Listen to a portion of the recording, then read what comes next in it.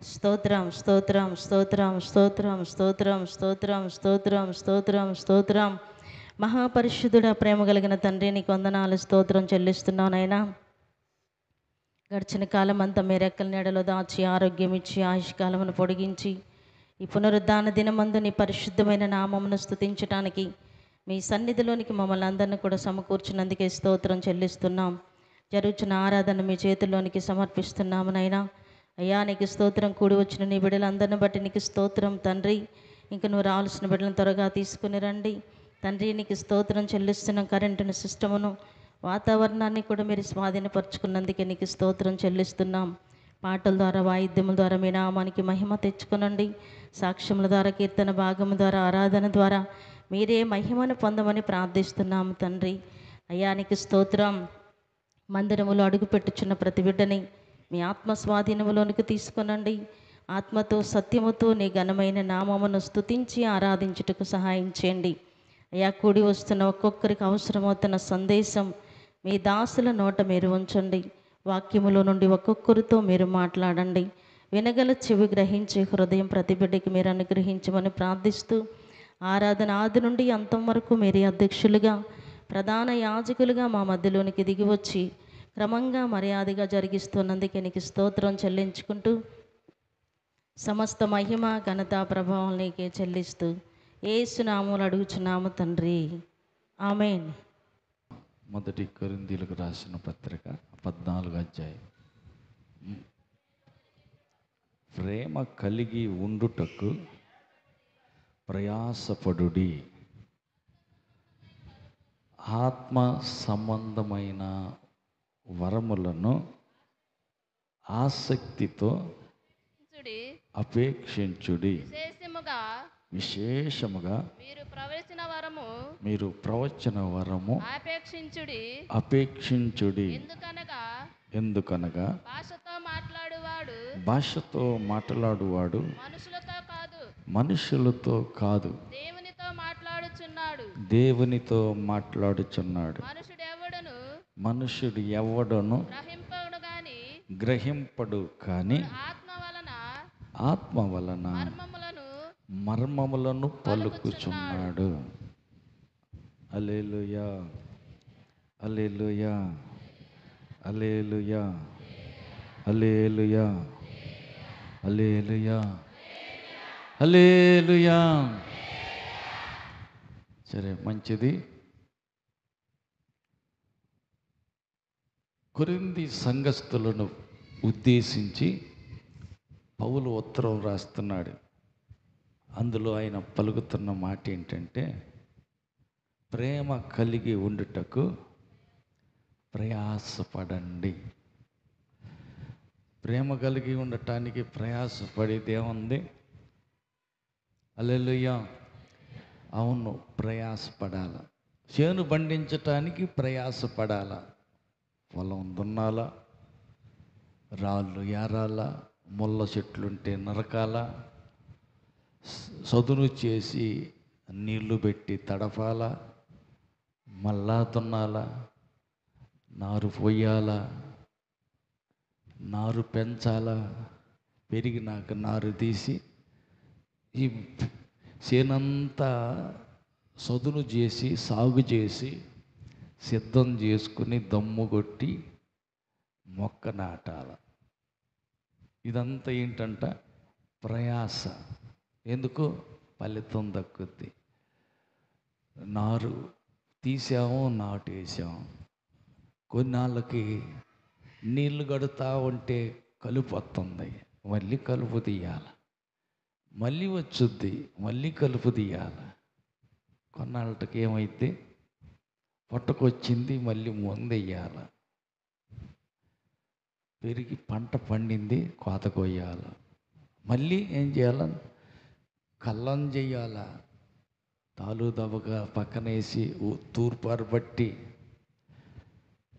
మేత దానికి ఉన్నటువంటి గిడ్డంతా పక్కన వామేసి గింజలన్నీ ఇంటికి చేర్చాలా, పొట్టంతా అక్కడే తగలబెట్టాలి.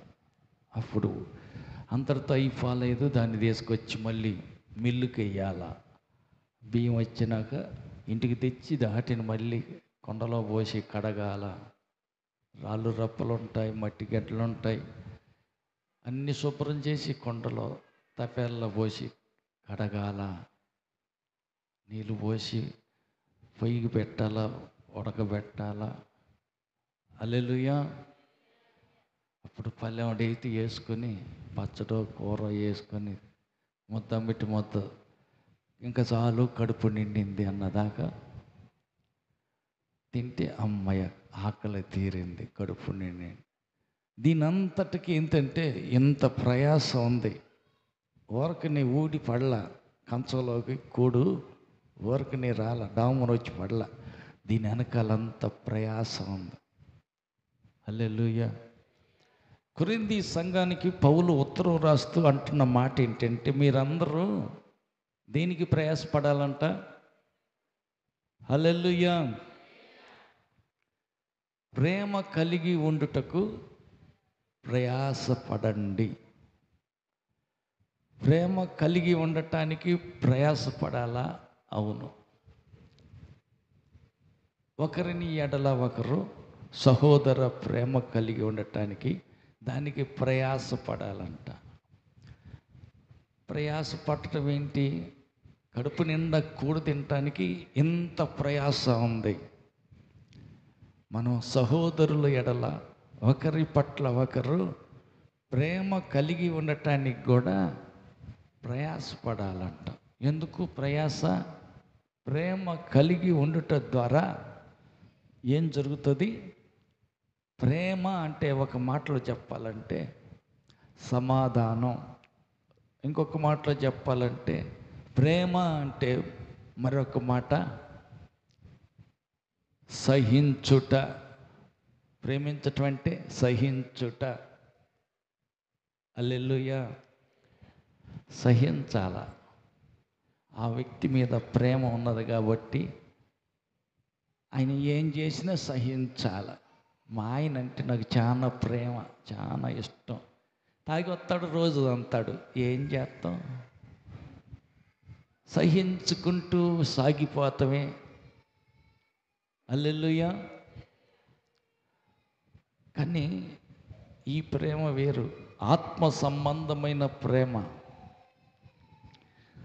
ఈ ప్రేమ దీర్ఘకాలం సహిస్తుంది, అన్నిటినీ ఓర్చుకుంటుంది, అన్నిటినీ తాలుకుంటుంది, అన్నిటినీ నమ్ముతుంది.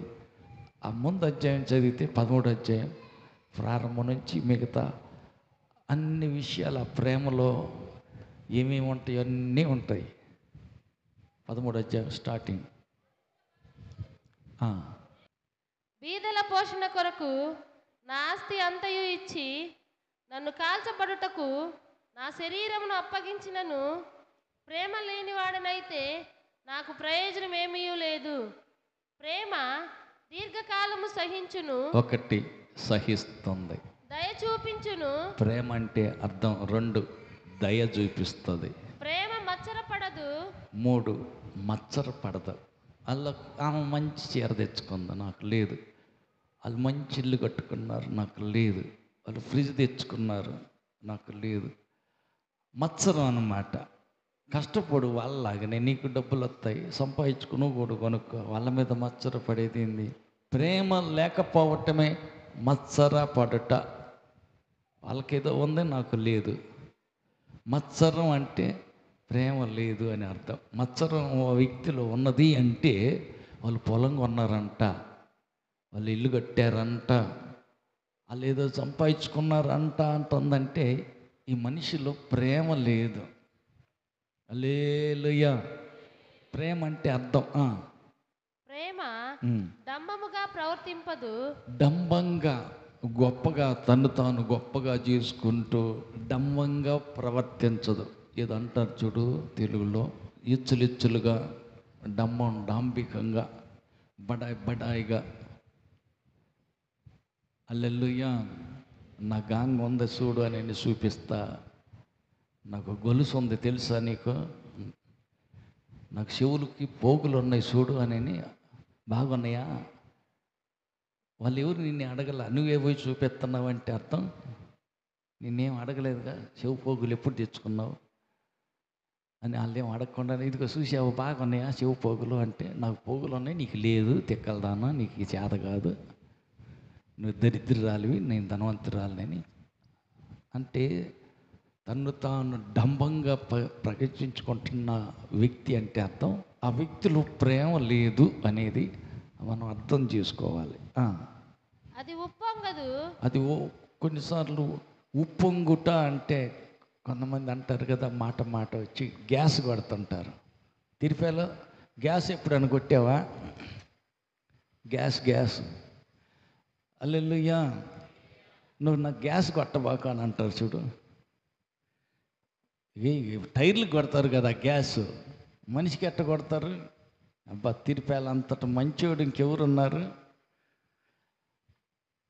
ఒట్టిదే పైకే ఒట్టిదే. తిరుపతి దగ్గర పెద్ద హంగామా ఏమి లేదు, కానీ ఊరకనే ఎట్టాగా అంటే మరి నేనంటే ఏమనుకుంటున్నావు? నేను బండి కొన్నాను, ఇల్లు కట్టాను, పెళ్లి చేశాను, సంపాదిస్తున్నాను నేను బాగానే. కొంతమంది ఏంటంటే గ్యాస్ కొడుతుంటారు, ఉబ్బిపోయేటట్టు చెప్తూ ఉంటారు. అబ్బా ఆమెకేమయ్యా ముక్కు బేసరు ఉంది, చెవు పోగులు ఉన్నాయి, గొలుసు కూడా ఉంది, ఇంకా ఏమున్నాయి? చెవులకి ఏమి లేకపోయినా చివరికి యాపళ్ళన్నా పెట్టుకుంటుంది. ఆమెకేమయ్యా ఊపిరి కొడతా గ్యాస్ కొడతా ఉంటారు.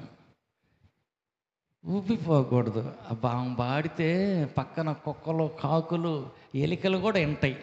ఎట్ట బాడుద్దని, భలే బాడుద్ది ఆ గొంతు ఎట్ట ఉంటుందని. ఏరమ్మ బాడుతుందంటే అసలు ఎక్కడెక్కడ కొంగలన్నీ వస్తాయి.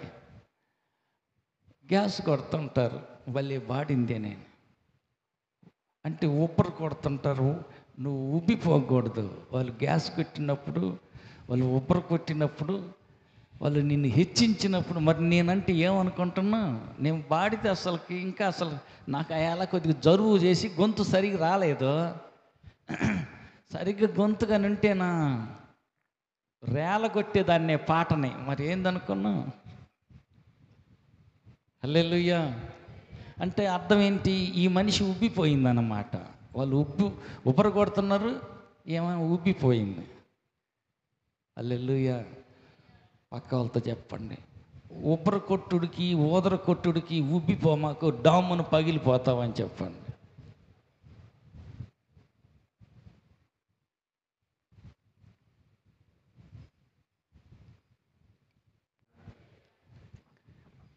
అబ్బా నువ్వు మాట్లాడుతుంటే దేవుడు మాట్లాడినట్టు ఉందయ్యా.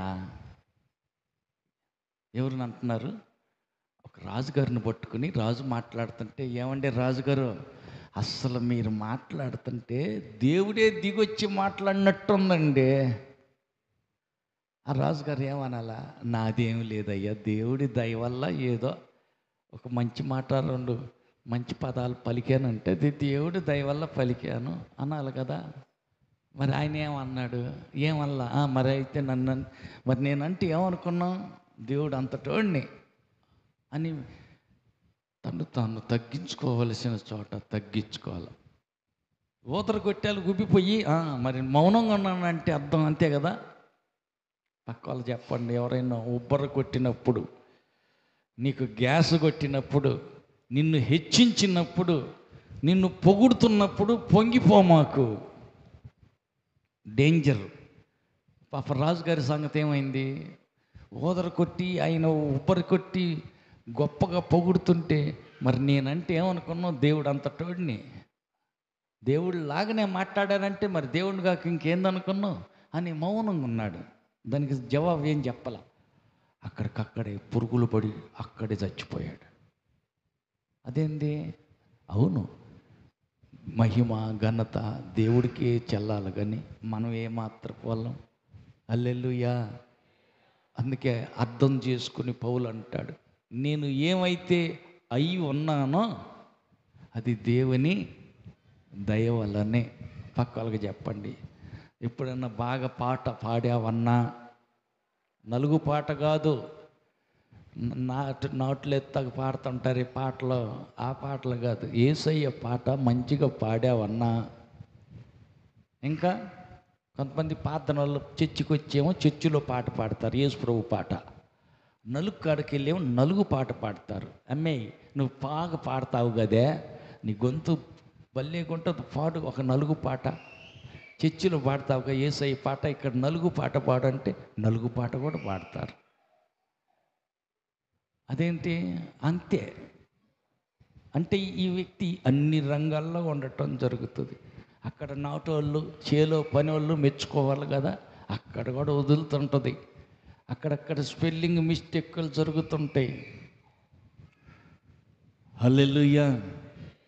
చేలో ఉన్న, చర్చిలో ఉన్న, రోడ్డు మీద ఉన్న దేవుని బిడ్డే కానీ ఒకసారి దెయ్యం అవతారం, ఒకసారి దేవుని అవతారం ఎత్తకూడదు.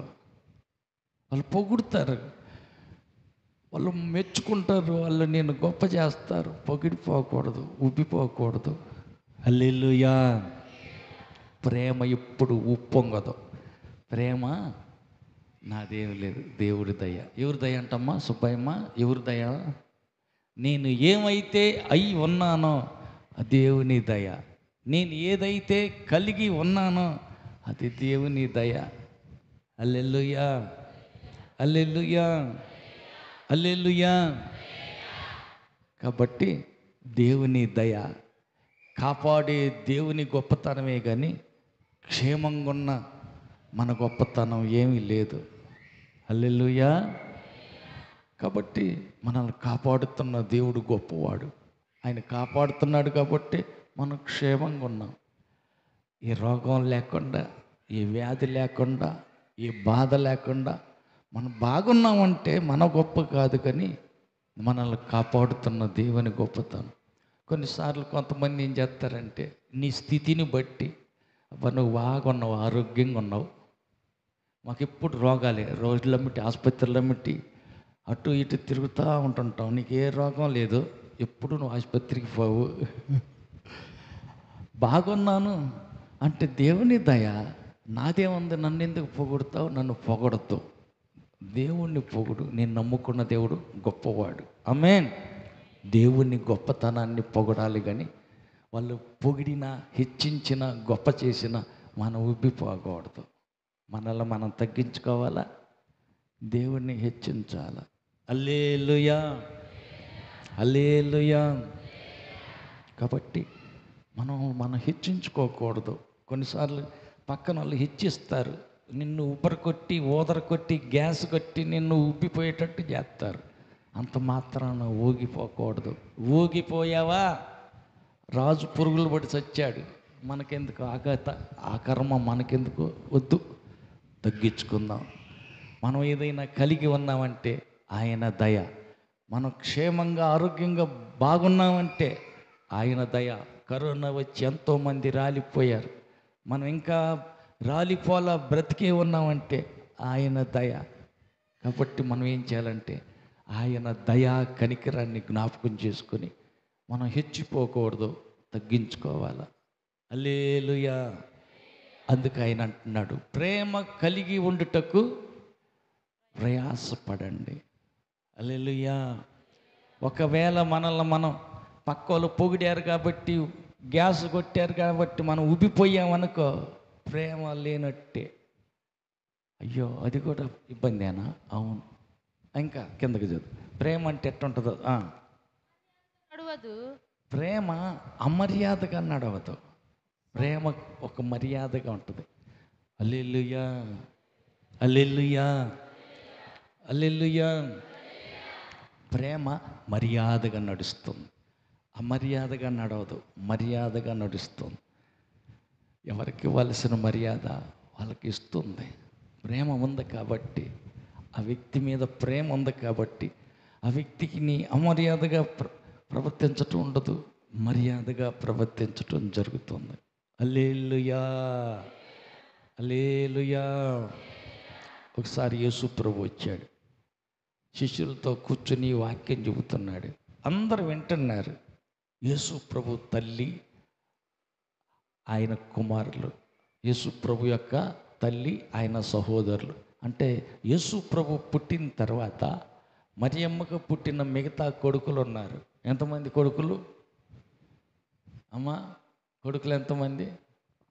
అయ్యా, యేసు ప్రభు పుట్టిన తర్వాత మరియమ్మకు పుట్టిన కొడుకులు ఎంతమంది? వాళ్ళ పేరు లేదు, ఎవరికి గుర్తులేదు.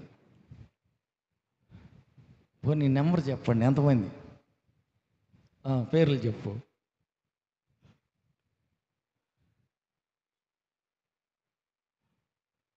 పేర్లు.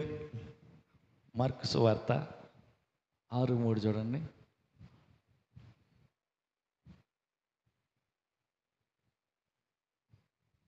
మార్కు సువార్త 6వ అధ్యాయం. ఇతడు మరియ కుమారుడు కాడా? ఇతను మరియ కుమారుడు కాదా? ఇతడు యాకోబు, ఇతడు యాకోబు, యేసే, యోసే, యూదా, యోదా, సీమోను, సిమోను అనువారి సహోదరుడు వడ్లవాడు కాడా? అగు వడ్లవాడు కాదా? ఇతని సోదరీమణులు అందరూ మనతో ఉన్నారు కాదా అని చెప్పుకొనుచు ఆయన విషయమై అభ్యంతరపడిరి. ఇప్పుడు చెప్పండి, ఎంతమంది యేసు ప్రభువుకు తమ్ముళ్ళు? మరియమ్మ కొడుకులు యేసయ్య పుట్టినాక ఎంతమంది? విన్నారు కదా? ఎంతమంది అయ్యా? ఇది సిస్టర్లు గుర్తు చేసుకుంటున్నారు. బ్రదర్స్ చెప్పండి అయ్యా, ఎంతమంది? 1. వాళ్ళ పేర్లే చెప్పేసేయండి, అందులో ఉన్నాయి. యాకోబు, యోసే, యోదా, సీమోను. 4 తమ్ముళ్ళు ఉన్నారు యేసు ప్రభువుకి. యేసేపు మరియను కలవక ముందే యేసు ప్రభు పుట్టాడు. చట్టబద్ధం ఎంగేజ్మెంటే అయ్యింది. అప్పుడు ప్రదానం చేయబట్టమే జరిగింది. ప్రదానం చేయబడి చట్టరీతిగా పెళ్ళి కాకముందు యేసు ప్రభు పుట్టాడు దేవుని పరిశుద్ధాత్మ వలన. తరువాత యేసు ప్రభు పుట్టి అన్నీ అయిపోయిన తర్వాత చట్టరీతిగా పెళ్ళి జరిగింది. యోసేపుకు మరియకు, కన్య మరియకు యేసేపుకు పెళ్ళి జరిగింది.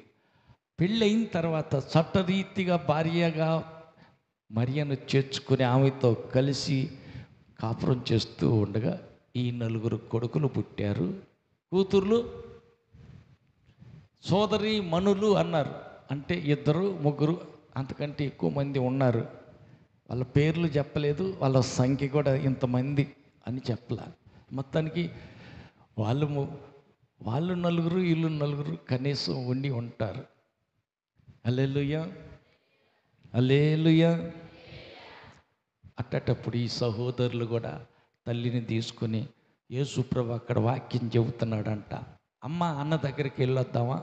వెళ్దాం పయ్యా. ఎలపట్ట నిలబడ్డారు. అబ్బాయి, మా కొడుకేను యేసు ప్రభు, కొంచెం మీ అమ్మను మీ తమ్ముళ్ళు వచ్చారు అని చెప్పు అంటే, ఎవరు వచ్చారు? బోధ చేసి ఆయన్ని పలకరించి, యేసయ్యా మీ అమ్మను తమ్ముళ్ళు వచ్చారు అని. అప్పుడు ఆయన అన్న మాట ఏంటి? శిష్యులు చేయి చూపించి, ఎవరు నాకు తల్లి, ఎవరు నాకు తమ్ముళ్ళు? పరలోకంలో ఉన్న నా తండ్రి చిత్త ప్రకారం చేసేటువంటి వీళ్ళే నాకు సహోదరులు, సహోదరీలు. హల్లెలూయా, హల్లెలూయా, హల్లెలూయా, హల్లెలూయా. అప్పుడు యేసు ప్రభు చెప్పిన మాట, ఎవరు నాకు తల్లి, ఎవరు నాకు సహోదరులు? పరలోకంలో నా తండ్రి ఉన్నాడు కదా, ఆయన తండ్రి నాకు. ఈ యేసేపు కాదు తండ్రి, నా తండ్రి పరలోకంలో ఉన్నాడు. ఆ తండ్రికి ఇగో ఇక్కడున్న వారు, యేసుని నమ్మిన వారు ఉన్నారే, వాళ్ళందరూ ఆయన ఇష్టాన్ని నెరవేరుతున్నారు కనుక వీళ్ళే నాకు సహోదరులు, సహోదరీలు, వీళ్ళే నాకు తల్లులు. హల్లెలూయా. అంటే దాన్ని బట్టి మనం అర్థం చేసుకోవాల్సింది ఏంటంటే, ప్రేమ ఎటు ఎక్కువగా ఉంది అమ్మా? పరలోకపు తండ్రితోటి బంధాన్ని గలుపుకున్న ఆత్మీయుల మీద ప్రేమ ఎక్కువగా ఉందా? శారీరకంగా ఉన్న జన్మనిచ్చిన 9 నెలలు మోసి జన్మనిచ్చిన పాలించి పెంచిన ఈ తల్లి మీద తన వెనక పుట్టిన తమ్ముళ్ళ మీద ప్రేమ ఎక్కువ ఉందా? చెప్పరు. ఆత్మ సంబంధమైన పరలోకపు తండ్రి మీద బంధాన్ని ప్రేమను కలిగిన వాళ్ళ మీదే ప్రేమ ఎక్కువ ఉంది. ఒకవేళ ప్రేమ ఎక్కువగా ఉంటే ఏం చేసేవాడు? కొద్దిగా నేను మళ్ళీ ఇప్పుడే వస్తానని చెప్పేసి పరిగెత్తుకుంటూ పోయి, ఏం మమ్మీ వచ్చావా, ఏం కావాలి చెప్పు, ఏంటి సంగతులు అనేవాడే. అంత మాత్రాన వాళ్ళ మీద ద్వేషం ఉన్నదా? మరి మీద ద్వేషం ఉందా? లేదు. సిలువలో వేలాడుతూ ఆయన అన్న మాట, అమ్మా ఇదిగో నీ కుమారుడు. హల్లెలూయా. యోహాను, ఇదిగో ఇక మీద తామే నీకు తల్లి. బాధ్యత అప్పగిచ్చాడు. నేను చనిపోతున్నా, నేను వెళ్ళిపోతున్నా, తర్వాత ఆ తల్లిని చూసుకునే బాధ్యత పెద్ద కొడుకుని కదా, ముందు పుట్టినవాడిని, నా పని నువ్వు చేస్తావు, తల్లి బాధ్యత నువ్వు చూడు అని ఆత్మ సంబంధికి అప్పగిచ్చాడు. కానీ శారీరకంగా మరియమ్మ కన్నా మిగతా కొడుకులు ఎవరికి అప్పగించల. ఆయన చనిపోయిన తర్వాత 2 తమ్ముళ్ళు మారారు. ఆ 2 శిరోగ పత్రిక రాశారు బైబిల్లో. 1 యోధా పత్రిక, 2 యోహాను పత్రిక, యాకోబు పత్రిక. ఈ యాకోబు పత్రిక రాసిన ఆయన మరియ కుమారుడు యాకోబు. 2 యోధా పత్రిక రాసిన ఆయన యేసు సొంత తమ్ముడు యోధా. వీళ్ళిద్దరూ బైబిల్లో 2 పుస్తకాలు రాశారు. యేసు సొంత తమ్ముళ్ళు మారారు, తర్వాత మారారు, కానీ వాళ్ళు ఎవరికి బాధ్యత అప్పగించలేదు. కానీ ఆత్మ సంబంధిగా ఉన్న యోహానుకు మాత్రమే ఈ ప్రత్యక్షత దొరికింది. ఆ తల్లిని సాకే బాధ్యత అప్పగించాడు. అంటే అంత మాత్రాన వాళ్ళ మీద మరియని ద్వేషించి, తమ్ముళ్ళని దూషించి వాళ్ళ మీద కోపంగా లేడు ఆయన. అంటే ఆయన దృష్టిలో ఆత్మ సంబంధమైన ఆత్మీయుల మీదనే, పరలోకపు తండ్రి ఇష్టాన్ని నెరవేర్చే వారి మీదనే ప్రేమ ఎక్కువగా ఉంది, వారికే ప్రథమ స్థానం ఉంది. ఆమేన్. పక్క వాళ్ళు పలకరించండి, వందనాలు చెప్పండి. నీ ప్రేమ ఎటు ఎక్కువగా ఉంటుంది? చుట్టాల మీదనైనా ప్రేమ, ఆత్మ సంబంధాల మీద ప్రేమ ఎక్కువ ఉంటుందా?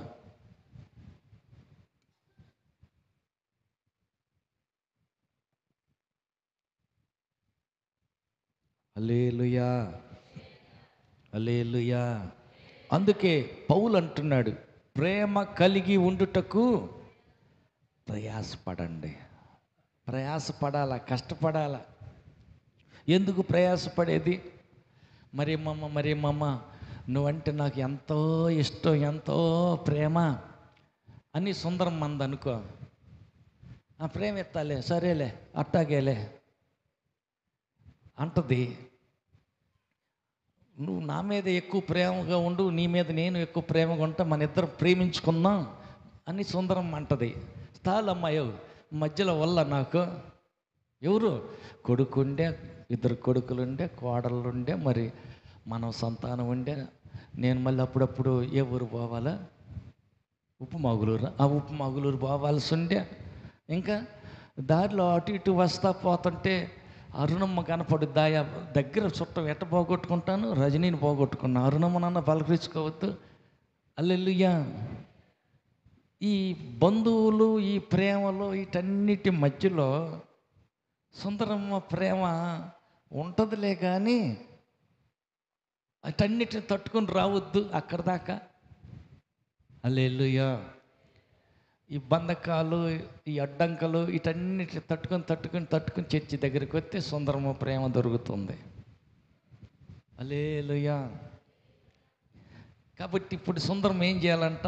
మరియమ్మ ప్రేమ పొందటానికి కొద్దిగా ప్రయాసపడాల. హలో మరియమ్మ, ఎక్కడున్నావు? తాళమ్మయ్య, ఇక్కడ నేను వీళ్ళందరూ సముదాయించుకుని రావద్దు, చర్చికి టైం అయింది, పాదం వస్తా ఉండు, ఎన్ని బంధకాలలో అన్నీ చూసుకుంటా రావద్దు, మళ్ళీ కాసి ఒక అరగంట తర్వాత వస్తాను అంటది. అరగంట అయినాక మళ్ళీ ఫోన్ చేస్తే, ఏమ్మా ఎక్కడున్నా? ఉండు వస్తున్నా, 2 స్పీడ్ బ్రేకర్లు తప్పించుకున్నా, ఇక్కడ ఇంక 3వ స్పీడ్ బ్రేకర్ దగ్గర ఆగా. హల్లెలూయా. ఇంకా మూడో స్పీడ్ బ్రేకర్ వల్ల మా ఇంటి ఎదురుగా సమాధానం ఉంది, వాళ్ళందరిని చూసుకుని రావద్దు, వత్త ఉండమ్మాయి, కొంచెం ప్రయాసపడాలా. హల్లెలూయా. ప్రేమ కలిగి ఉండటానికి ప్రయాసపడాలా. ఆ పిల్ల ఆశ ఏంటంటే మరి మా అమ్మ కూడా వస్తే కాసేపు కలిసి ప్రార్థన చేద్దాం. హల్లెలూయా. దేవుని సహవాసంలో సమయాన్ని గడుపుదాం. ప్రయాసపడాలా. అమ్మ అర్థమవుతుందా? అర్థం అయిపోతుందా? హల్లెలూయా. ప్రేమ కలిగి ఉండటానికి ప్రయాసపడండి. ఇది ఆత్మ సంబంధమైన ప్రేమ. శరీర సంబంధమైన ప్రేమ అది వేరు. బంధుమిత్రుల మధ్య ఉండే ప్రేమ అది వేరు. ఇది ఆత్మ సంబంధమైన ప్రేమ. ఈ ప్రేమ ఎట్లా వచ్చుద్దంట? హల్లెలూయా. పక్క వాళ్ళని అడగండి. ఈ ప్రేమ, ఆత్మ సంబంధమైన ఈ ప్రేమ కొట్లో దొరుకుద్దా? ఎక్కడ దొరుకుద్ది? ఏ రీతిగా మనం పొందుకోగలుగుతాం? రోమపత్రిక చూడండి 5:5. ఎందుకనగా ఈ నిరీక్షణ మనలను సిగ్గుపరచదు. ఈ నిరీక్షణ మనల్ని సిగ్గుపరచదు. మనకు అనుగ్రహించబడిన పరిశుద్ధాత్మ ద్వారా దేవుని ప్రేమ మన హృదయములలో కుమ్మరించబడి ఉన్నది.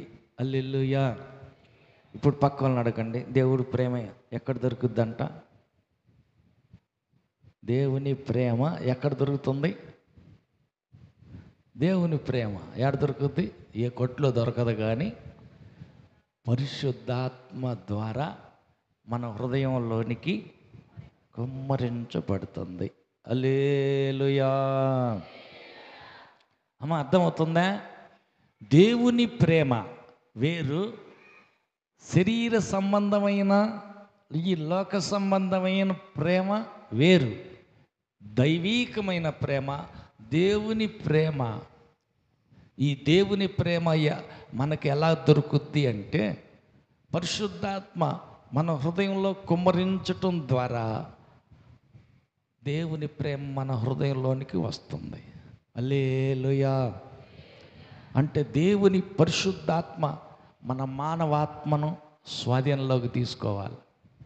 హల్లెలూయా. బండి పగ్గాలు బండి తోలే మనిషి చేతిలోకి వచ్చినట్టు పరిశుద్ధాత్మ దేవుని స్వాధీనంలోనికి మన శరీరం, మన ప్రాణం, మన మానవ ఆత్మ, వీటన్నిటి యొక్క పగ్గాలు, పెత్తనం, అధికారం అంతా పరిశుద్ధాత్మ దేవుని చేతికి సమర్పిస్తే, పగ్గాలు ఆయన చేతిలో ఉన్నాయి కాబట్టి బండిని ఆయన నడిపిస్తాడు. ఆమేన్.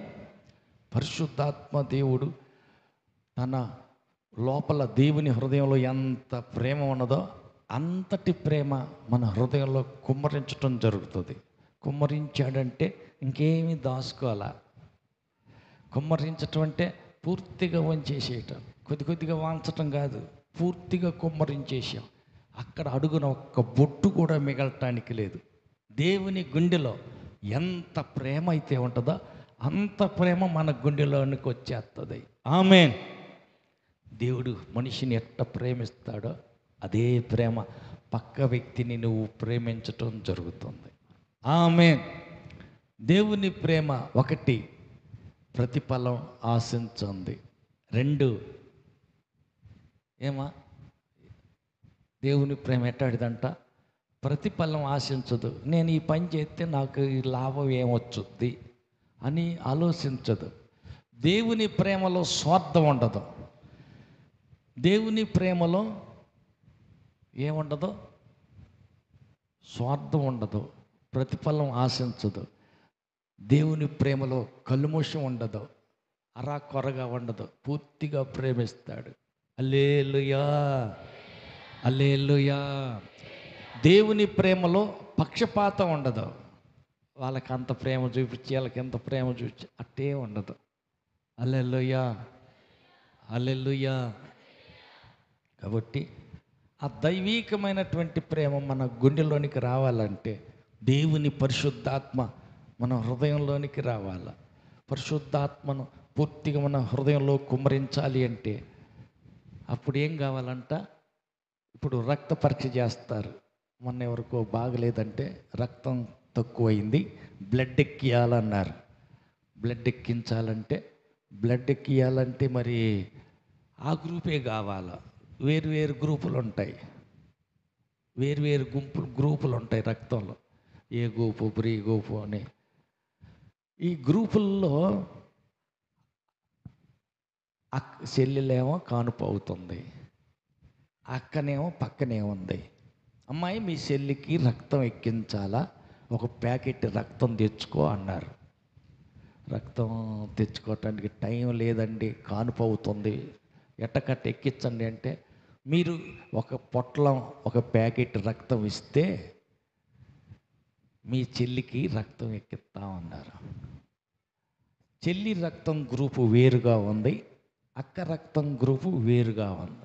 అక్క అయితే తన గ్రూపు రక్తాన్ని ఒక ప్యాకెట్ తీసి ఇస్తే, అది తీసి ఫ్రిడ్జ్లో పెట్టుకొని ఈ పిల్లకి చెల్లెలకి ఏ గ్రూపు కావాలో బ్లడ్ బ్యాంక్ నుంచి ఆ గ్రూపు ఒక పొట్లం తీసుకొచ్చి ఈ చెల్లికి ఎక్కిచ్చారు. అదే ఎక్కియచ్చగా, అక్క చెల్లిలే కదా, సొంత చెల్లికి సొంత అక్క రక్తం ఎందుకు ఎక్కియకూడదు?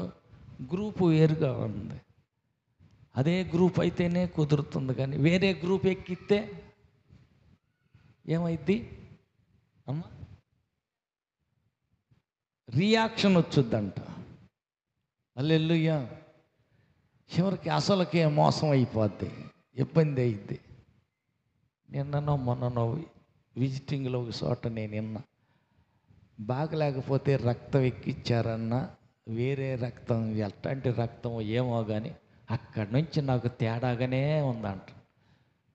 అంటే కరెక్ట్గా అదే గ్రూప్ అయ్యి ఉండాలి, ఆ గ్రూప్ రక్తం అయితేనే సెట్ అయింది.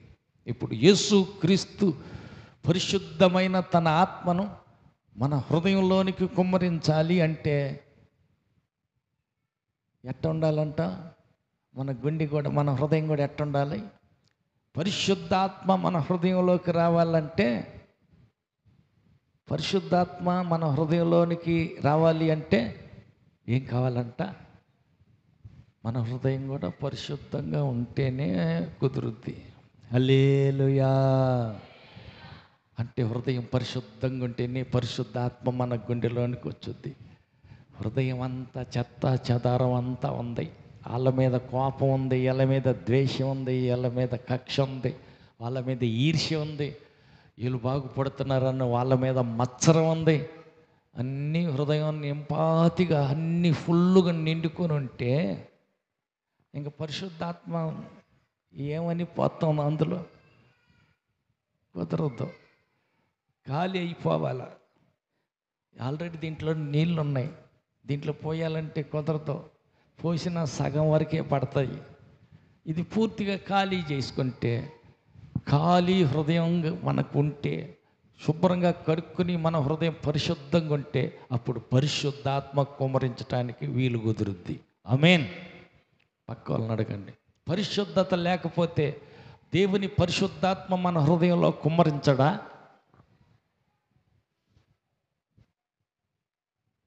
హల్లెలూయా, హల్లెలూయా, హల్లెలూయా. ఇప్పుడు అద్దెకి వచ్చారు, అమ్మ ఈ ఇల్లు అద్దెకి కావాలి ఇవ్వమన్నారు. ఇస్తాం, కానీ మా ఇంటి నిండా సామాను ఉంటాయి. పొగాకు ఉంటుంది ఒక గది నిండా, ఒడ్లు ఉంటాయి రెండో గది నిండా, ఇంకా ఏముంటాయి అవి సామాను అవి ఉంటాయి. చెవులో పరవటానికి ఏంటి అయ్యా పైపులు పైరు అయిపోయింది కాబట్టి చెవులో తీసిన పైపులన్నీ ఒకదానికి జరిగిపోయినాయి. పైపులన్నీ ఒక రూమ్లో ఉంటాయి. వెనకాల గదిలోనేమో వంట గది ఉంటుంది, ముందు పంచలోనేమో కొద్దిగా సోటు మంచం వేసుకోవటానికి ఉంటుంది. హల్లెలూయా. ఇష్టమైతే ఉండండి, కట్టమైతే మానేయండి అంటున్నారు. ఉంటాం కుదురుద్దమ్మా సుశీల? ఇల్లు చూస్తే 4-5 గదులు ఉన్నాయి, ఈ చివరి నుంచి ఆ చివరికి. పొగాకు ఒక గది నిండా ఉన్నాయి. ఒడ్లు ఒక గది నిండా ఉన్నాయి, ఇంకొక గది నిండా ఈ పైపులు పరిచి ఉన్నాయి, మోటార్ సామాను అవన్నీ పెట్టి ఉన్నాయి. వెనక గదిలోనే వంట గది చిన్నది. ఆ సందులో దూరుకుంటూ ఆ దరికి పోయి ఎండకు వంట చేసుకోవాలా. పంచలో కొద్దిగా ఖాళీ స్థలం ఉంది ఒక మంచానికి. అద్దెకి 4,000 కాదో 40,000, అంతకి ఇష్టమైతే ఉండు, కట్టమైతే పో అంటున్నారు. అద్దెకి ఉంటారమ్మా? ఎవరంటారు? హల్లెలూయా. నా కోపం ఇట్టగానే ఉంటుంది, నేనేమాత్రం కోపం తగ్గించుకోను. నాకు కోపం ఫుల్గా ఒక గది నిండా కోపం ఉంటుంది, ఉండేదే. పరిశుద్ధాత్మ దేవుడు అద్దెకి మా ఇంట్లో ఉంటే ఉండమని, పోతే పొమ్మని. కుదురుద్దమ్మా? పక్క వాళ్ళని అడగండి. ఒక గది నిండా కోపం ఉంది ఫుల్గా. నన్ను ఎవడైనా అంటే మాత్రం చెప్పు తీసుకుని కొడతా. నాకు అంత కోపం, ఊరుకోను. మాట అంటే నేను తట్టుకోలేను. ఒక గది నిండా ఫుల్గా కోపం ఉంది. ఆ కోపం మాత్రం నేను తగ్గించుకోమంటే కుదరదు. అదికి కుదరని పని. హల్లెలూయా. ఎక్కడెక్కడ దినాలు తద్దినాలు, బంధువులు, ఫంక్షన్లు ఏదైనా పోవాల్సిందే. తప్పకుండా వెళ్ళకపోతే వాళ్ళు రేపు పొద్దున మన పిల్లలకి పెళ్ళిళ్ళకి ఫంక్షన్లకు వాళ్ళు రావద్దు. వాళ్ళు కొండకాడ చేసుకొని పెళ్ళి, ఇంటికాడ పెళ్లి చేసుకొని, ఫంక్షన్ హాల్లో పెళ్లి చేసుకొని, వాళ్ళు పోతును పోయి లేకపోతే కోడిని కోసుకొని, వాళ్ళు ఎదురు నడవని వెనక్క నడవని నాకు అనవసరం. వాళ్ళు ఫంక్షన్ పిలిచారంటే మాత్రం నేను పోవలసిందే. బంధు ప్రీతి ఒక గది నిండా ఫుల్గా ఉంది. బంధువులంటే చుట్టాలంటే చాలా ఇష్టం, ప్రేమ, చుట్టాల మీద మమకారం, ప్రేమ ఒక గది నిండా ఫుల్గా ఉంది. మరి పరిశుద్ధాత్మ దేవుడు వస్తానంటున్నాడు మీ ఇంటికి. హల్లెలూయా. ఇట్టమైతే రమ్మను, కట్టమైతే పొమ్మను.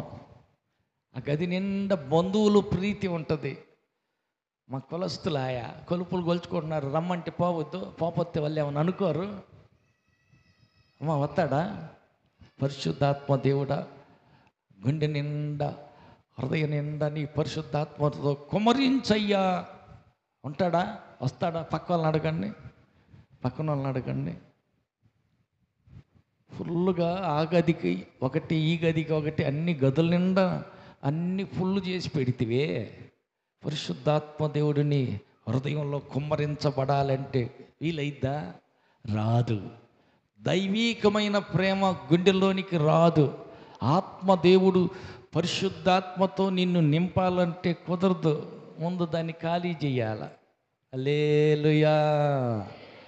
పక్క వాళ్ళకి చెప్పండి, చెత్తా చెదారం అంతా ఊడిస్తేనే, ఖాళీ చేస్తేనే హృదయంలోనికి దేవుడు ప్రేమ అనే పరిశుద్ధాత్మ దేవుణ్ణి గుండెలో కుమ్మరించటం జరుగుతుంది. ఆయన పరిశుద్ధాత్మ నీ మీద కుమ్మరించాడంటే తండ్రి హృదయంలో ఎంత ప్రేమ ఉన్నదో అంత ప్రేమ నీలోనికి కుమ్మరించబడుతుంది. అంటే ఇంకేం దాచుకోడు. నీ హృదయం నిండుగా ఫుల్గా దేవుని ప్రేమతో నింపబడిపోతావు. హల్లెలూయా. ప్రేమతోటి నిండుగా హృదయం నిండిపోతే ఇప్పుడు అనగనగా ఎప్పుడో చిన్నప్పుడల్లా ఆయన ఒక మాట అన్నాడు, గుర్తొత్తయా? రావు. అవన్నీ పోయినాయి, ఎప్పుడో పోయినాయి బయటికి. ఆ మొత్తం మున్సిపాలిటీ చెత్త అంతా కడిగేసారుగా, అప్పుడే పోయినాయి. హల్లెలూయా. హల్లెలూయా. 20 సంవత్సరాల క్రితం మోసం చేసిపోయాడు. భార్యని చేసుకొని పిల్లలను తీసుకొని మళ్ళీ వచ్చాడు. హల్లెలూయా. మా అన్న కుతికెళ్ళ దాకా కోపం పెట్టుకొని ఉంటాడు, చంపేస్తాడు మా అన్న అని యాకోబు తమ్ముడు భయపడుతున్నాడు. కానీ అన్న మాత్రం ఎప్పుడో ఖాళీ చేసేసాడు. అన్నం చూడగానే అల్లంత దూరాన్ని మోకరించి 7 సార్లు సాగిలు పడి నమస్కారం చేశాడు. దగ్గరికి వచ్చాడు. అన్నా సారీ అన్నా, మోసం చేశాను, గుడ్డోడిని చేసి నాన్న మోసం చేశా, నీకు రావలసిన జ్యేష్ఠత్వ హక్కు నేను పొందేసుకున్నా, నిన్ను మోసం చేశా, ఒక పూట కూటి కోసం జ్యేష్ఠత్వాన్ని నేను ఎర్రెర్ర చిక్కుడుకాయలు కూరబెట్టి జ్యేష్ఠత్వ హక్కు నేను తీసేసుకున్నా, సారీ అన్నా, క్షమించన్నా అంటే వాళ్ళ అన్న ఏమన్నాడు? అప్పుడు ఏసావు చదువు. అతన్ని ఎదుర్కొని పరిగెత్తి అతన్ని కౌగిలించుకొని అతని మెడ మీద పడి ముద్దు పెట్టుకొనెను. వారిద్దరూ కన్నీరు విడిచిరి. హల్లెలూయా. మెడ మీద పడి ముద్దు పెట్టుకున్నారు. ఇద్దరు ఏడిచారు. అన్న ఏడవా, తమ్ముడు ఏడవా, అన్న ఏడవా, తమ్ముడు ఏడవా. ఎటు పోయింది? 20 ఏళ్ల క్రితం మోసం చేసిపోయాడే ఈ యాకోబు మళ్ళీ వచ్చాడు కదా. అంటే అన్న ఏశావు యొక్క గుండెలో ఏ కోశానా గతం గుర్తు లేదు, మర్చిపోయాడు. తీసి అవతల ఎక్కడ పారేసేసాడు. హల్లెలూయా, హల్లెలూయా. కొంతమందికి అయితే ఎప్పుడమ్మా? అనగనగా చిన్నప్పుడు, 20 ఏళ్ళు కాదు, 50 సంవత్సరాల క్రితం వాళ్ళకి కీడు చేశారే, వాళ్ళు ఏదో ఒక మాట అన్నారే, అది ఇప్పటికీ గుర్తుంటుంది. అమ్మో ఎట్ట గుర్తు పెట్టుకున్నారు వీళ్ళు అంటే తీసేయాల, చెత్త అంతా అక్కడే ఉంది, దాచిపెట్టుకుంది. హల్లెలూయా. పరిశుద్ధాత్మ వచ్చుద్ది అంటావా? ఎక్కడొచ్చుద్ది? నీకేం తెలుసు? మాటలు బాగానే చెబుతావు. బాధపడిన దానికి నాకు తెలుసు.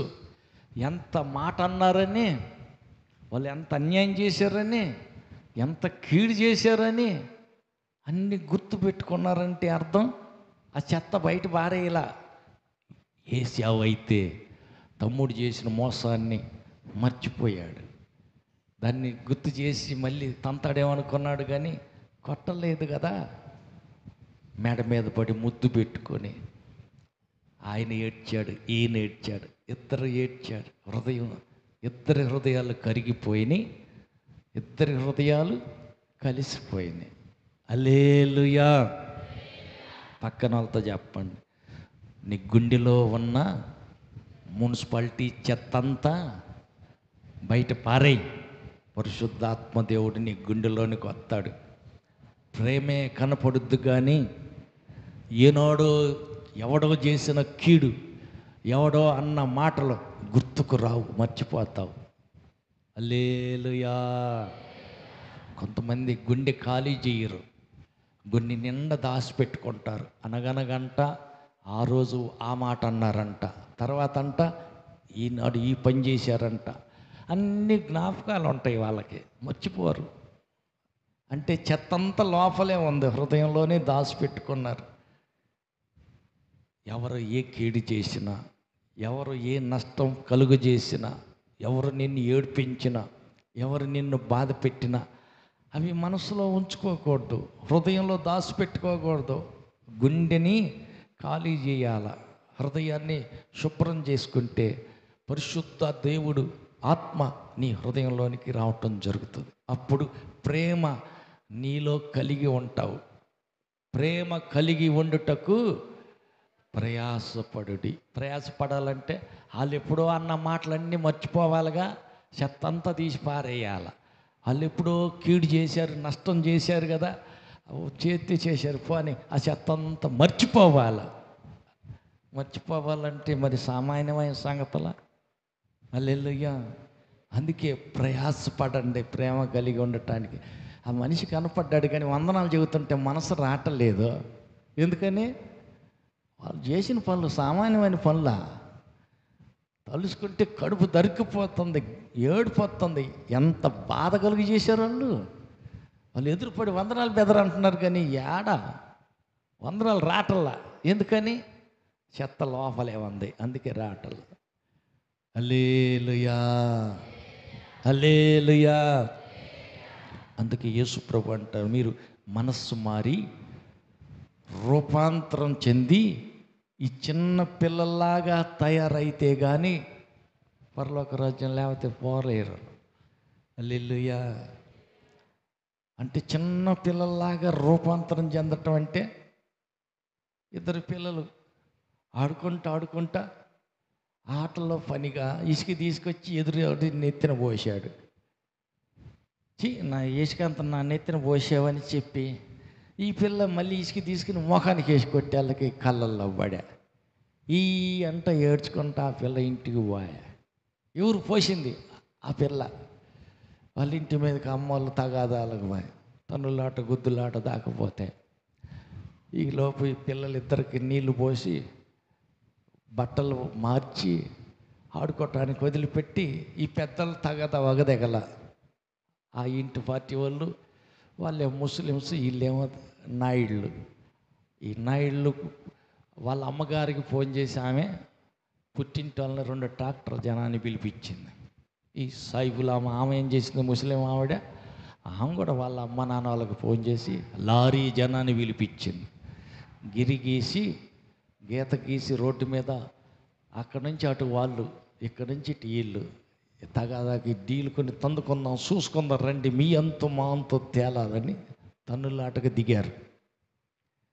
ఆయన గడ్డ మీసాలు పెరిగిపోయి ముసలాయన ఒక ఆయన అట్ట కుర్చేసుకొని కూర్చున్నాడు. వీళ్ళు గిరి గీసి తన్నుకోవటానికి డీలుతున్న ఆ దగ్గరలో ఒక ఇసుక దెబ్బ ఉంది. ఇప్పుడు పొద్దున్న తన్నుకున్నారుగా పిల్లలు. మధ్యాహ్నం 3 అయింది. చుట్టాలు వాళ్ళు లారీ జనం, వీళ్ళు 2 ట్రాక్టర్ల జనం మొత్తం వచ్చి కర్రల కత్తులు పట్టుకొని తన్నుకోవటానికి రెడీ అయ్యే టయానికి ఆ సాయిబు గారు చూస్తూ ఉన్నారు. పెద్ద ఆయన కదా, వయసు మళ్ళీపోయిన పెద్ద ఆయన చూస్తూ ఉన్నాడు. వాళ్ళ కలిసి చూస్తున్నాడు, వీళ్ళ కలిసి చూస్తున్నారు. ఏం చెప్పాలా తీర్పు? పిల్లలకే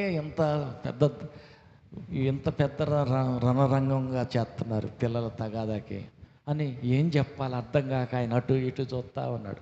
అంతలోకి ఏం జరిగింది? పొద్దున్న ఇసుక పోసుకొని తన్నుకున్నారే ఈ అక్క చెల్లెలు, ఈ పిల్లలిద్దరు ఆ ఇంట్లో వాళ్ళ అమ్మ గారెలు వండితే నిన్నటితో మొన్నటితో మిగిలింది. ఆ గారె తీసుకొని వచ్చి అమ్మే ఆడుకున్నారా ఫాదర్ అని మళ్ళీ ఇసుక దెబ్బ మీదకి అక్కడికే ఇసుక దెబ్బ మీద తీసుకెళ్ళి ఈ పిల్ల తుంచి ఆ పిల్ల నోట్లో పెడుతుందంట. ఉండు నేను పెడతాను అని చెప్పి ఆ పిల్ల తీసుకొని ఏమో నోట్లో పెట్టుకుంటా ఉందంట. అరే భాయ్ దేఖో నా భాయ్ క్యా హో రే హే, ఏం చేస్తున్నారా? వాళ్ళ కళ్ళు చూడండి. పొద్దున ఈ పిల్లల గురించే కదా ఇప్పుడు దాకా మీరు తన్నులాటకు దిగారు. మళ్ళీ వాళ్ళు ఏం చేస్తున్నారు చూడు.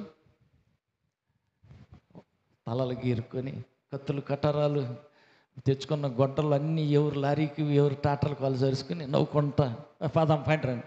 అంత మాత్రం దానికి ఎందుకంటారు అబ్బాయిలు? పిల్లలు కదా. పొద్దున్న దన్నుకున్నారు 9ంటికి, ఇసుక నెత్తిన పోసుకున్నారు, అరుచుకున్నారు. ఇప్పుడు చూడు మళ్ళీ వాళ్ళే ఒకరి నోట్లేదు ఒకరు ఎట్ట పెట్టుకొని తింటున్నారు. పిల్లలు అంతేరా నాయన, మర్చిపోతారు. హల్లెలూయా.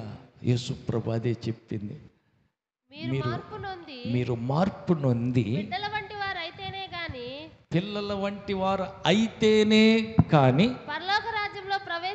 పరలోక రాజ్యంలో ప్రవేశించరని మీతో నిత్యముగా చెప్పుచున్నాను. ఎన్నో వచ్చినది? మత్తయ్య 18:3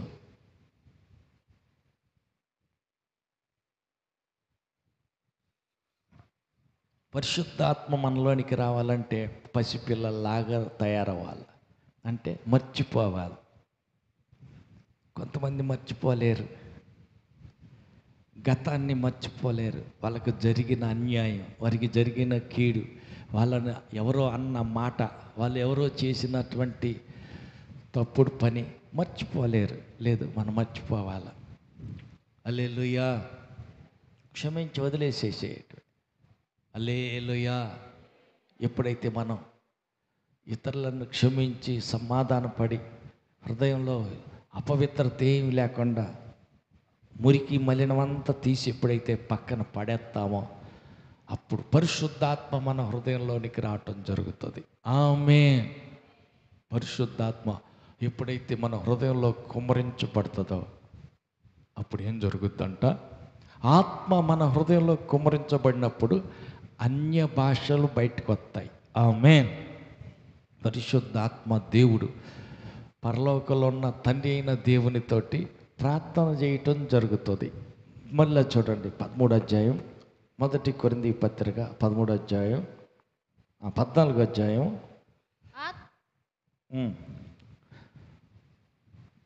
ఆత్మ సంబంధమైన వరములను ఆసక్తితో ఆపేక్షించుడి. ఉమ్. విశేషముగా ఆత్మ సంబంధమైన వరాలు అపేక్షించండి అంటే కోరుకోండి. విశేషంగా మీరు ప్రవచన వరమును అపేక్షించుడి. మీరు ప్రవచన వరాన్ని కోరుకోండి. ఎందుకనగా ఎందుకంటే భాషతో మాట్లాడువాడు భాషతో మాట్లాడేవాడు మనుషులతో కాదు, మనుషులతోటి కాదు, దేవునితో మాట్లాడుచున్నాడు. దేవునితోటి మాట్లాడుతున్నాడు. మనుషుడు ఎవడును అక్కడ కొంచెం ఆగాలి. భాషతో మాట్లాడుతున్నాడు. ఆత్మదేవుడు మన హృదయంలోనికి వచ్చినప్పుడు అన్య భాషలు వస్తాయి. ఆ అన్య భాషలనే దేవదూతల భాష అంటారు. అంటే మనుషులు మాట్లాడే భాష కాదు. మనుషులు మాట్లాడే భాష హిందీ, ఇంగ్లీషు, తమిళం, మలయాళం, కన్నడం, ఈ మరాఠీ, ఈ భాషల్ని మనుషుల భాషలు అంటారు. ఒక్కొక్క రాష్ట్రం వాళ్ళు ఒక్కొక్క భాష మాట్లాడతారు. అది మనుషుల భాష. అన్య భాష దేవదూతల భాష అని ఇక్కడ రాయబడింది. అదేంటంటే దేవునితో మాట్లాడే భాష. ఈ భాష మన నోటి నుండే పలుకుతాం, కానీ పలుకుతుంది మనమే, మన నాలుకే, కానీ మనం కాదు. ఎవరు మరి? మనలో ఉన్న పరిశుద్ధాత్మ దేవుడు పరలోకంలో ఉన్న తండ్రి అయిన దేవునితో మాట్లాడుతున్నారు. ఇప్పుడు వాళ్ళిద్దరికీ అర్థం కావాలి ఆ భాష. పక్కనున్న ఎవ్వరికి అర్థం కాదు. రాసి ఉంది కదా, ఈ భాష ఎవరికి అర్థం కాదు, ఎవడు గ్రహించలేడు. ఎందుకంటే మాట్లాడేది ఎవరు? సుఖ్సేన్ గారే వచ్చారు. మీ అందరి ఆడ కూర్చొని ఉన్నారు. మీ అందరి మధ్యలోనే అయ్యగారిని కుర్చేసి ఆడ కూర్చోబెట్టుకొని, అయ్యగారు బాగున్నావా, ఈ మధ్యాహ్నం ఏం కూర వండమంటావు, అమ్మాయిలకు చెబితే వండి పెడతారని నేను తెలుగులో చెబితే ఆయనకు అర్థమైద్దా? ఏంది నాకు అర్థం కాదు, ఏంటి మళ్ళీ చెప్పు. 10 సార్లు చెప్పినా తెలుగులో చెబితే ఆయనకు అర్థం కాదు. హిందీలో చెప్పాను, రైట్ నాకు అర్థమైంది. మునక్కాయ కూర వండుతారా, టమాటా వేసి, సరే వండమను, ఏదో ఒకటిలే. వాళ్ళ దయ మన ప్రాప్తం. ఏది వండితే తిందాం, ఏం పర్లేదు, సరేలే అంటాడు.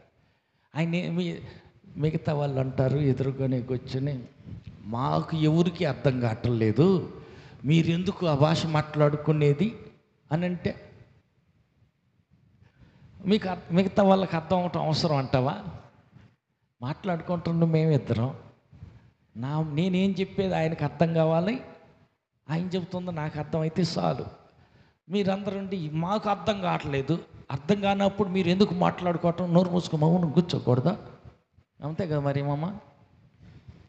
ఇక్కడ కరెక్ట్గా రాసిన మాట ఏంటంటే ఎవడికి అర్థం కాదు. ఎందుకని అర్థం కాదు? నేను భాషతో మాట్లాడుతుంటే పరలోకంలో ఉన్న తండ్రితోటి నాలో ఉన్న పరిశుద్ధాత్మ దేవుడు వాళ్ళిద్దరు మాట్లాడుకుంటున్నారు. మాట్లాడుతుంది నా నోరే, కానీ నాకు కూడా అర్థం కాదు. అదేంటి? నాకు అర్థం కాని భాష, ఎదురుగా కూర్చున్న మీకెవరికి అర్థం కాని భాష నాకు అవసరమా? అవసరం. ఎందుకని? మాట్లాడుచున్నది నేను కాదు, నాలో ఉన్న పరిశుద్ధాత్మ దేవుడు. ఎవరితోటి? పరలోకంలో ఉన్న తండ్రి అయిన దేవునితో మాట్లాడుతున్నాడు. ఇప్పుడు ఆయనకి నాలో ఉన్న పరిశుద్ధాత్మకి వాళ్ళిద్దరికీ అర్థమైద్ది. ఏం మాట్లాడుకుంటున్నారు వాళ్ళు? కిందకి చూడు. దేవునితో మాట్లాడుచున్నాడు, దేవునితోటి మాట్లాడుతున్నాడు. మనుషుడు ఎవడో గ్రహింపడు, కానీ వాడు ఆత్మ వలన మర్మాలు పలుకుతున్నాడు. ఆగాగునన్న అమ్మ, అర్థమవుతుందా? చాలా మందికి నిద్ర వస్తున్నట్టుంది. నిద్ర వస్తున్న వాళ్ళు గట్టిగా హల్లెలూయా చెప్పండి. ఏంది ఎవరు చెప్పట్లా? హల్లెలూయా. కాబట్టి మర్మాలు పలుకుతున్నాడు. నాలో ఉన్న పరిశుద్ధాత్మ దేవుడు పరలోకంలో ఉన్న తండ్రితోటి మర్మాలు పలుకుతున్నాడు. మాట్లాడుతున్నది దేవునితోటి. నేను దేవునితో మాట్లాడుతున్నాను కాబట్టి నాకు క్షేమం కలుగుతుంది, నాకు అభివృద్ధి కలుగుతుంది. ఎందుకంటే నేను దేవునితో మాట్లాడుతున్నా, మర్మాలు పలుకుతున్నాను కనుక అది ఒకటి నా ఆత్మీయ జీవితానికి క్షేమము. క్షేమం అంటే చేను బరిగొడ్లు పడకుండా చుట్టూ కంచె వేసుకుంటున్నట్టు నా ఆత్మీయ జీవితానికి చుట్టూ కంచె వేయటం జరుగుతుంది. క్షేమంగా ఉంటాను. హల్లెలూయా. ఇంట్లోకి కుక్కలు నక్కలు ఏమి రాకుండా ఇంటి చుట్టూ ప్రాకారం ప్రహరీ గోడ ఎట్ట కడతామో భాషతో మాట్లాడుతున్నామంటే మన క్షేమం కోసం ప్రాకారం కట్టుకుంటున్నట్టు. హల్లెలూయా, హల్లెలూయా. కాబట్టి వ్యక్తిగత జీవితానికి అవసరం. భాషతో మాట్లాడటం వల్ల ఏం జరుగుద్ది? క్షేమము కలుగుతుంది. 2, అభివృద్ధి కలుగుతుంది. ఆత్మీయ జీవితంలో ఒక్కొక్క మెట్టు అభివృద్ధి అంటే మొదట అన్ని భాషలు మాట్లాడటం, రెండవదిగా ప్రవచనం చెప్పటం. భాషతో మాట్లాడుతున్నానంటే నాకే క్షేమము, నాకే అభివృద్ధి. అన్య భాషతో మాట్లాడటం దాటాక ప్రవచనం చెప్పామంటే సంఘానికి క్షేమం. సంఘంలో ఎవరికో ఏదో కీడు వస్తుందనో, ఎవరికో ఏదో నష్టం వస్తుందనో ప్రవచనంలో బయలుపరచబడినప్పుడు వాళ్ళు మేల్కొంటారు, వాళ్ళు క్షేమంగా ఉంటారు. రాబోతున్న కీడు తప్పించుకోవటానికి అవకాశం ఉంటుంది. హల్లెలూయా. ఇప్పుడు వార్తలు వస్తాయి, సముద్రంలో అలలు రేగుతున్నాయి, తుఫాను ఎక్కువ అవుతుంది, ఎవరు వలలు వేయటానికి పడవల లోనకి పోనీయద్దు, చేపలు పట్టే జాలర్లు సముద్రంలోకి వెళ్ళొద్దు అని హెచ్చరిక చేస్తారు. కాబట్టి ఈ ప్రవచనం చెప్పేవాడు పరిస్థితి అంతే. సముద్రంలో అలలు రేగుతున్నాయి, తుఫాను వస్తుంది, సముద్రంలోకి వెళ్ళిపోతే చచ్చిపోతారు, వెళ్ళొద్దు అని చెప్పినట్టు ప్రవచనం చెప్పేవాడు ఆ ప్రవచనం వల్ల సంఘానికి హెచ్చరిక జరుగుతుంది. పలానా కీడు రాబోతుంది, పలానా అపాయం జరగబోతుంది, జాగ్రత్త జాగ్రత్త అని హెచ్చరిక అన్నమాట. ప్రవచనం అనేది సంఘానికి క్షేమాన్ని కలుగు చేస్తుంది, హెచ్చరిక చేసి అభివృద్ధి పరచడానికి వీలవుతుంది. అయితే 18 వచనం చూడండి, 14 అధ్యాయం 1 కొరింథీ పత్రిక 14:18. నేను మీ అందరికంటే ఎక్కువగా భాషలతో మాట్లాడుచున్నాను, అందుకు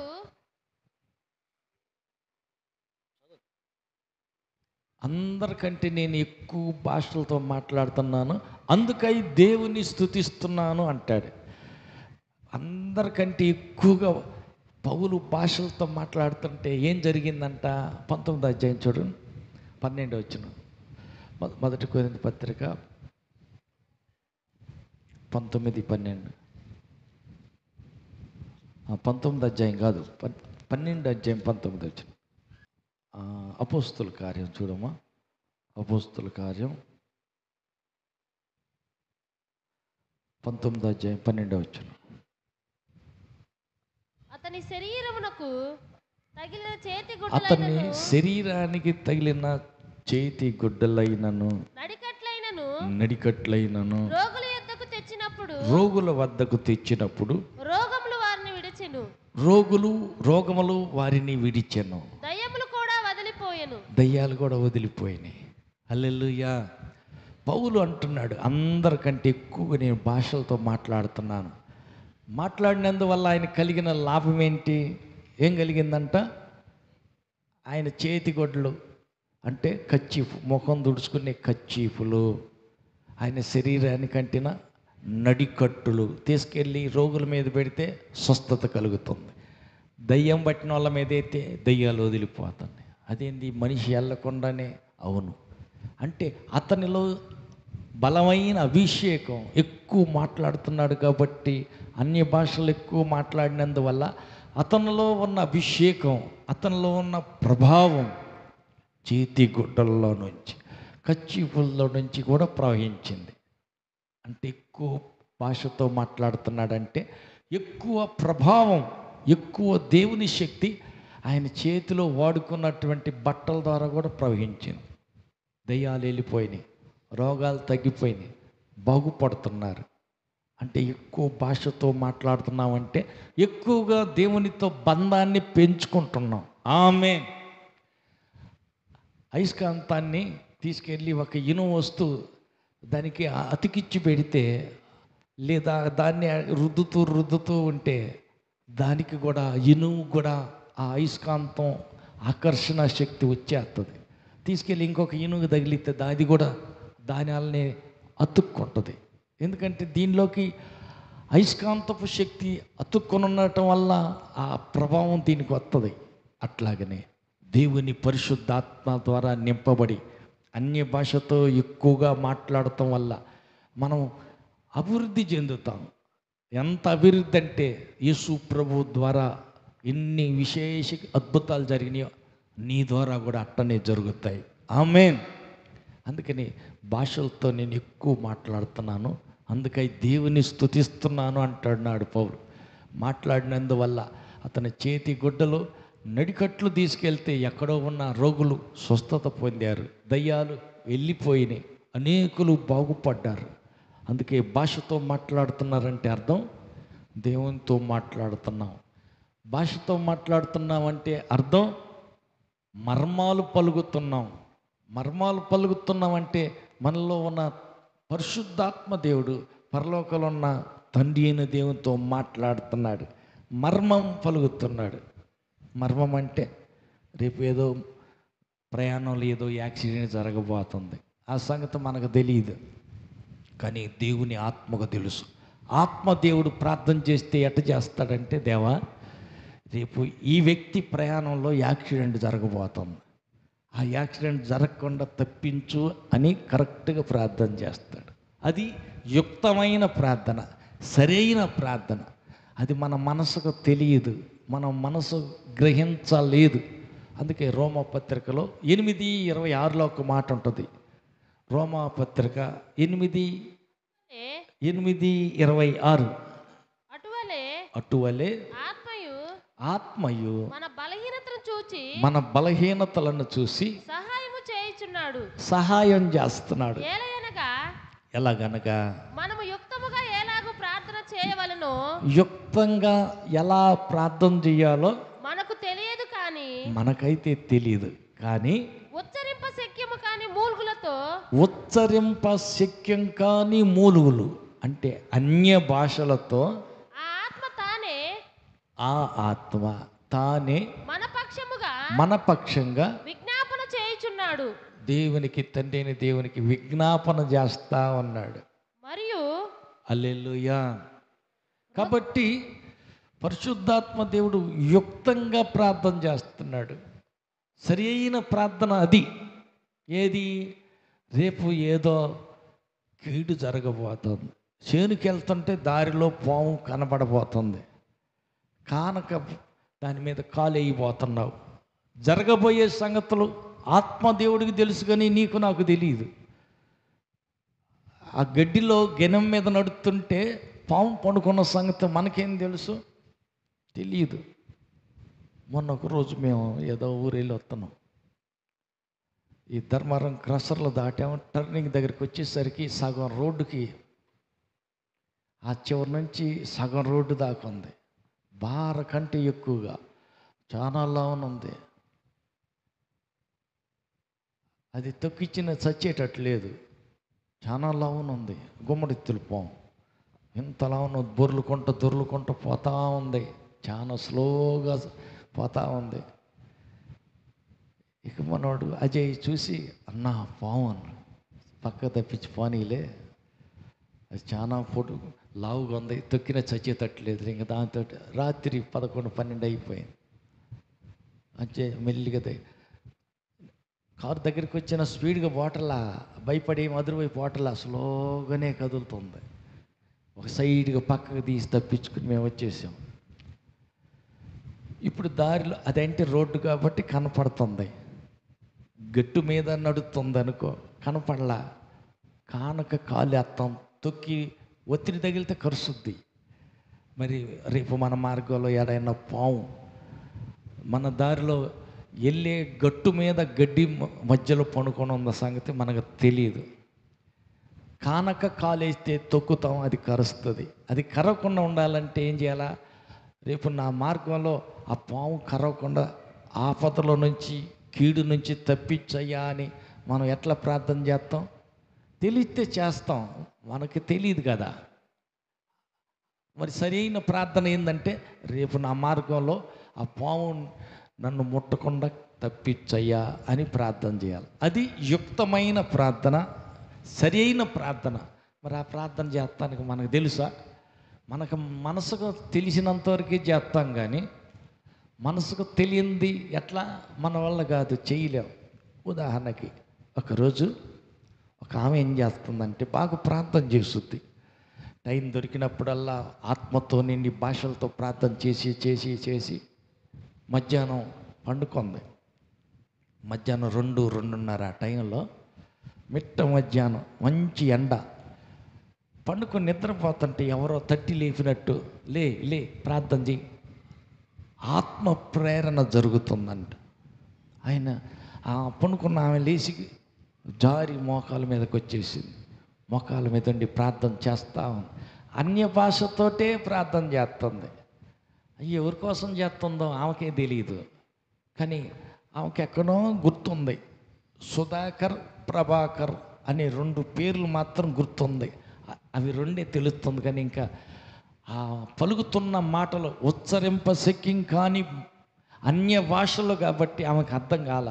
ఆ 2 పదాలే, 2 పేర్లే గుర్తున్నాయి. గంటన్నర సేపు ఆపకుండా ప్రార్థన చేసింది. చేసి చేసి చేసి ప్రార్థన చేసి సాలిపోయేగా కూర్చుంది.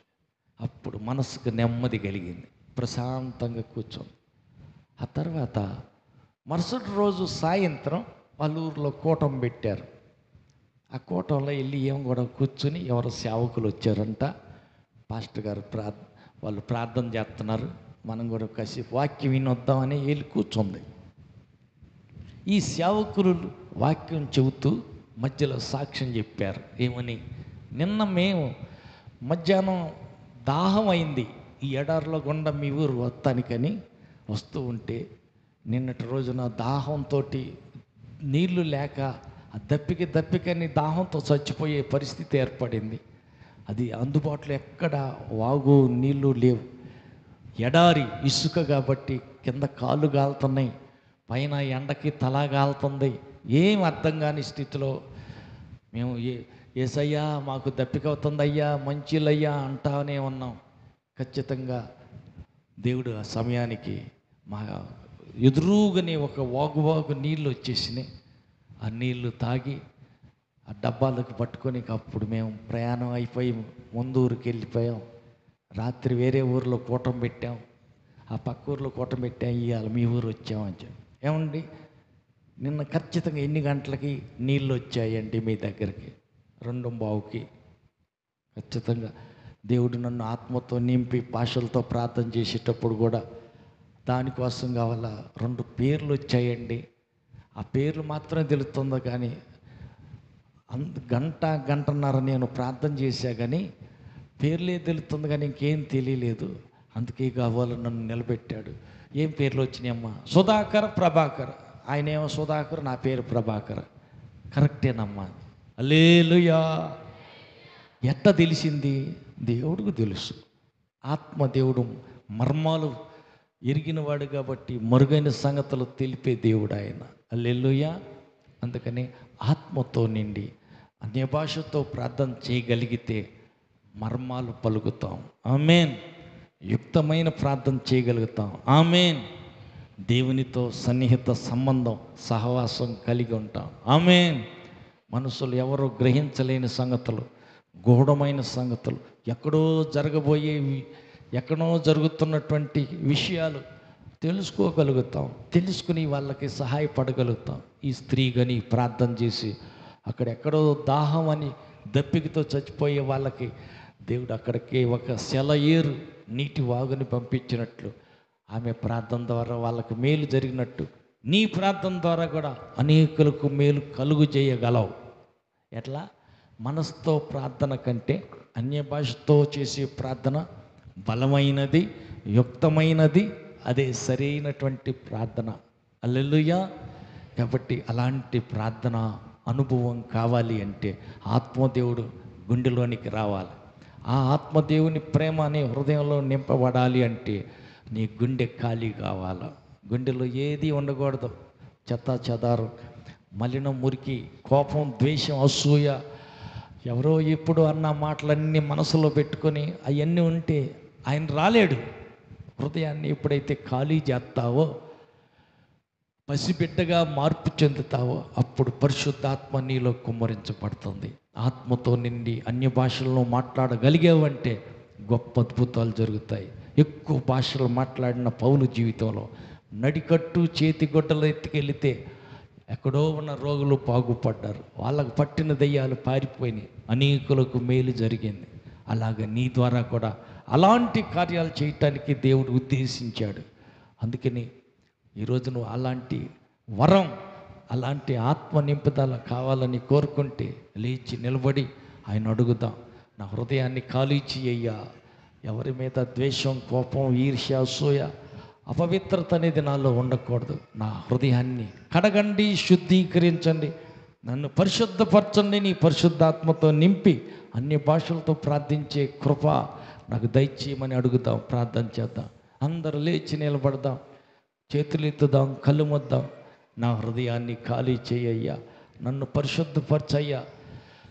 నాలో ఏ అపవిత్రత ఉండకూడదు, మలినమేది నాలో ఉండకూడదు అయ్యా. నన్ను కడగండి, పరిశుద్ధపరచండి. పరిశుద్ధాత్మతో నా హృదయాన్ని నింపు ప్రభా. నీ ఆత్మ నా హృదయంలో కుమ్మరించయ్యా అని అడుగుదాం, ప్రార్థన చేద్దాం. అందరికీ అవసరమైంది పరిశుద్ధాత్మ నింపుదల. ఆ ఆత్మ ద్వారానే మనం అద్భుతాలు చూడగలుగుతాం, అనేకులకు మనం మేలు చేయగలుగుతాం. ప్రార్థన చేద్దాం. అయిష్టమైంది నాలో ఏదైనా ఉంటే తీసివేయ్యా, కడుగయ్యా, పరిశుద్ధపరిచేసయ్యా అని అడుగుదాం. ప్రార్థన చేద్దాం.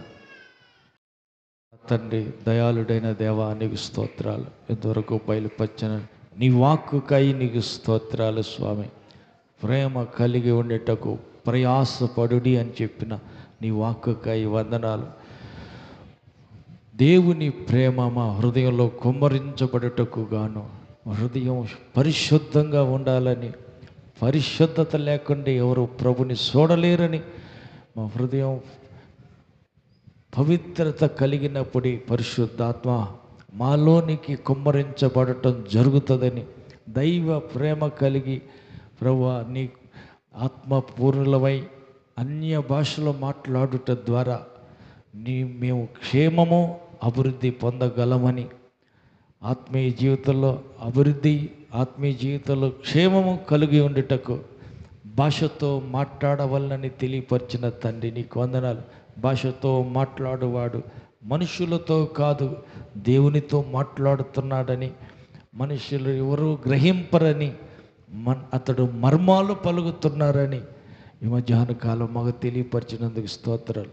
అవును తండ్రి, భాషతో మాట్లాడుట ద్వారా మా ఆత్మీయ జీవితంలో మేము ఎదుగుదల, అభివృద్ధి, క్షేమాన్ని మేము కలుగు చేసుకుంటామని ఈరోజు మాకు తెలియపరిచిన విధానంకై స్తుతిస్తున్నాం. మాలో ప్రతి ఒక్కరూ క్షేమము కలిగి, ఎదుగుదల కలిగి, ఆత్మీయంగా ఎదిగి ఫలించటానికి కృప దయచేయమని, మీ అందరికంటే ఎక్కువగా నేను భాషతో మాట్లాడుతున్నానని చెప్పిన పౌలు నడికట్లైనను, అతని శరీరానికి తాకిన చేతి గుడ్డలైనను రోగుల మీద వేసినప్పుడు రోగాలు స్వస్థత పొందట, దయ్యాలు పట్టిన వారి మీద ఆ వస్త్రాలు ఉంచినప్పుడు వారు విడుదల పొందుట మేము వింటున్నాం. ఆ రీతిగా నీ బిడ్డలకొక్కరిని బలమైన నీ అభిషేకంతో, నీ ప్రభావంతో నింపమని ప్రార్థిస్తున్నా. నీ ఆత్మ నింపుదలకు అడ్డుగా ఉన్న ప్రతి అభ్యంతర గోడలో యేసు నామములో కూలిపోవునుగాక. ప్రతి శాపము యేసు నామములో కొట్టివేయబడునుగాక. ప్రతి ఆటంకం యేసు నామములో తొలగిపోవునుగాక. నీ బిడ్డలు అందరూ ఆత్మపూరులై అన్య భాషలతో మాట్లాడుదురుగాక. అనేకమైన కృపావరాలు కలిగి ఆ నశించి అనేక ఆత్మలను క్రీస్తు కొరకు నడిపించే సముద్రులగుదురుగాక. ఒక్కొక్కరిని బలపరిచి ఆశీర్వదించమని, శుద్ధీకరణ కూటంలోని బిడ్డలు ఒక్కొక్కరిని పరిపూర్ణంగా పరిశుద్ధపరిచి శుద్ధీకరించమని ఈ రాత్రి కూటాన్ని, రేపు పగలు కూడికను నీ చేతులకు సమర్పిస్తుండగా మహిమకరంగా జరిగించి ఘనత, మహిమ, ప్రభావం అంతా మీరే పొందుకోమని, మహిమతో మధ్యాకాశానికి రానయ్యున్న మా ప్రభు రక్షకుడైన యేసు నామములో ప్రార్థించి వేడుకుంటున్నాము తండ్రి. ఆమేన్. మన ప్రభువైన యేసుక్రీస్తు కృపయు, తండ్రి దేవుని ప్రేమయు పరిశుద్ధాత్మని యొక్క అన్యోన్య సహవాసం కుడి వచ్చిన మనకును సర్వలోక పరిశుద్ధులందరికీ సదాకాలం తోడయండి నడిపించునుగాక. ఆమేన్. హల్లెలూయా, హల్లెలూయా, హల్లెలూయా. ఆమేన్.